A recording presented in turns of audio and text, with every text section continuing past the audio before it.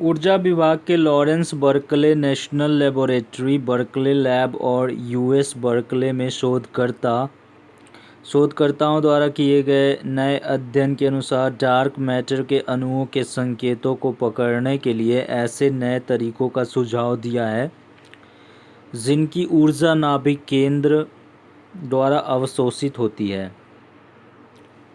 कई तरीकों के बड़े प्रयोगों ने परमाणु नाभिक में प्रवेश करके डार्क मैटर के अणुओं की खोज की है। इस प्रक्रिया को प्रकीर्णन बिखराव कहा जाता है। ठीक है, ध्यान दीजिएगा।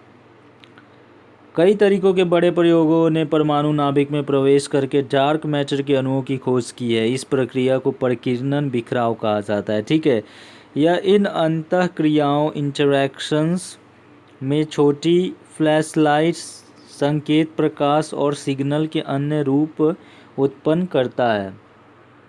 डार्क मैटर की बात करेंगे। ठीक है, डार्क मैटर काला पदार्थ। डिटेक्टर संसूचक, डिटेक्टर को हिंदी में संसूचक कहते हैं और डार्क मैटर को काला पदार्थ कहते हैं। ठीक है, तो डार्क मैटर डिटेक्टर के ऐसे हर रूप को चुनौती देने में सक्षम रहा है जिसे इसे खोजने के लिए बनाया गया है। यह स्पष्ट रूप से ज्ञात है कि डार्क मैटर ब्रह्मांड के कुल द्रव्यमान का 85% बनाता है, लेकिन यह किस चीज़ से बना है यह अभी भी एक सवाल ही है। नए अध्ययन का सुझाव देता है। नया अध्ययन क्या सुझाव देता है? ठीक है, तो शोधकर्ताओं द्वारा किए गए इस अध्ययन में डार्क मैटर के संकेतों को पकड़ने के लिए नए तरीके सुझाए गए हैं। इसकी ऊर्जा नाभिक द्वारा अवशोषित होती है। देखिए, मैं आपको एक बार और क्लियर कर दूं कि शोधकर्ताओं द्वारा किए गए इस अध्ययन में डार्क मैटर्स के संकेतों को पकड़ने के लिए नए तरीके सुझाए गए हैं। इसकी ऊर्जा नाभिक द्वारा अवशोषित होती है।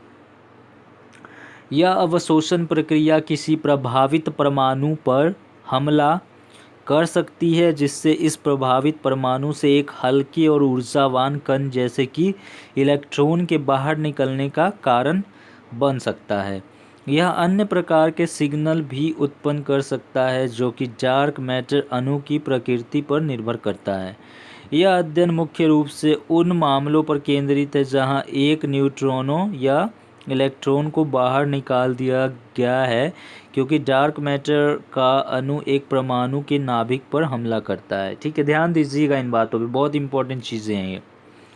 फिजिकल रिव्यू लेटर्स में प्रकाशित इस अध्ययन में यह प्रस्ताव दिया गया है कि डार्क मैटर सिग्नल के अवशोषण संबंधी प्रकारों की तलाश के लिए कुछ मौजूदा प्रयोग, जिनमें डार्क मैटर के अणुओं की खोज के साथ साथ न्यूट्रॉनों को कणिकाओं कहा जाता है, ठीक है, से संबंधित प्रक्रिया भी शामिल है, उन्हें आगे भी बढ़ाया जा सकता है। ठीक है, ध्यान दीजिएगा दोस्तों। शोधकर्ताओं ने यह भी प्रस्ताव रखा कि अणु डिटेक्टर डेटा में हुई नई खोजें जो पहले एकत्रित की गई थी वे इन अनदेखे डार्क मैटर संकेतों को भी बदल सकते हैं। अध्ययन के प्रमुख लेखक जेफ ड्रोड ने कहा कि इस क्षेत्र में डार्क मैटर के लिए ज्ञात सुप्रेरित प्रतिभागी वेल मोटिवेटेड कैंडिडेट्स हैं, जो जैसे कि कमज़ोर अंतःक्रियात्मक बड़े अणु।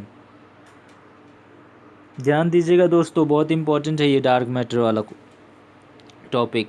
तो अन्य स्थान जहाँ डार्क मैटर के अणु छुपे हो सकते हैं और अणु संबंधी अन्य संभावनाएं। शोधकर्ता अब ऐसे अन्य स्थानों के बारे में विचार कर रहे हैं जहां डार्क मैटर के अणु अन्य संभावनाओं के साथ छिपे हो सकते हैं। उदाहरण के लिए स्टेराइल न्यूट्रिनो, इसे अणुओं के परिवार में भी शामिल किया जा सकता है जिसे फर्मियन के रूप में जाना जाता है और जिसमें प्रोटॉन, न्यूट्रॉनों और इलेक्ट्रॉन शामिल होते हैं। शोधकर्ताओं ने यह भी उल्लेखित किया है कि नए संकेतों की सीमा डार्क मैटर की अणु संबंधी संभावनाओं के एक महासागर को हमारे सामने पेश कर सकती है। इसे अभी तक अनदेखे फर्मियंस के तौर पर नामित किया जा सकता है, जिसमें विम्प के लिए मानी जाने वाली विशिष्ट श्रेणी की तुलना में हल्का द्रव्यमान होता है।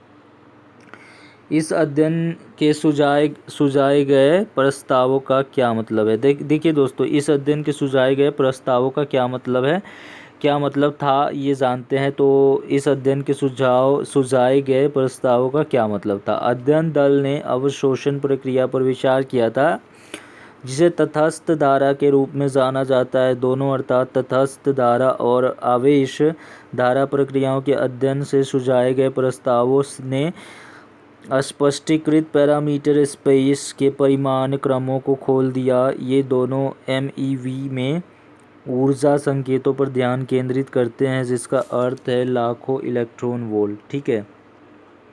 तो विभिन्न प्रकार के डार्क मैटर संकेतों को खोजने के लिए किस प्रकार के प्रयोग अनुकूल हैं, तो आइए जानते हैं।